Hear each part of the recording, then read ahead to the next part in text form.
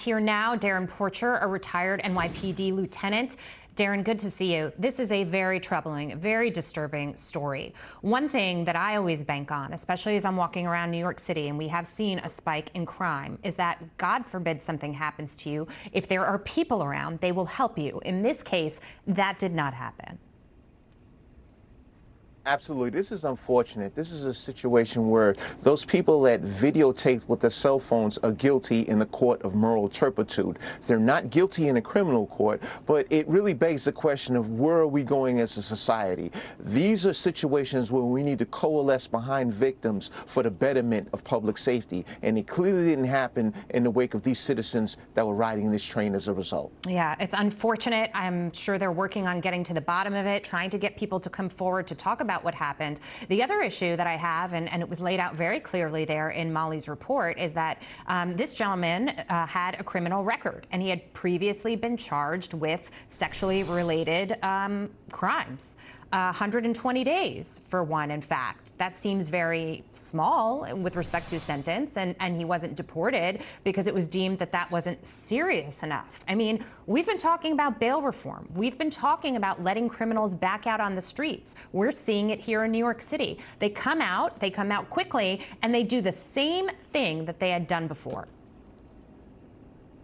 Well, the one thing I'll say about the city of Philadelphia, they were never in support of the defund police movement. That being said, when we look at bail reform that's impacting on places like New York City, New Jersey, and California, it really begs the question of what are we doing in connection with these immigrants that commit crimes and we don't deport them? I understand there's an appeals process, but it gets to a point where we need to cut through the red tape and ensure the safety of us as United States citizens.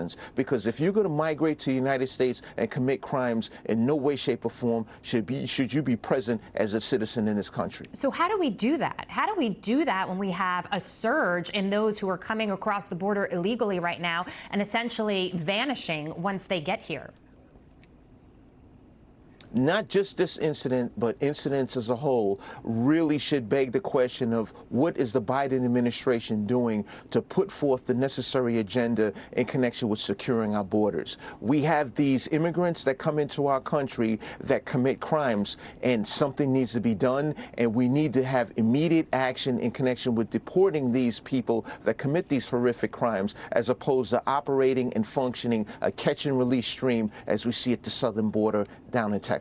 Darrin, your guess is as good as mine, but when I think about what happened on that train and that the people who were surrounding this woman, they watched and did nothing, I try to think, how could that be? What was going through their mind? And the only thing I could think, even though it's not justifiable, is that we've been through a lot with the pandemic. Crime rates have spiked, and maybe people are afraid for their own safety to get involved.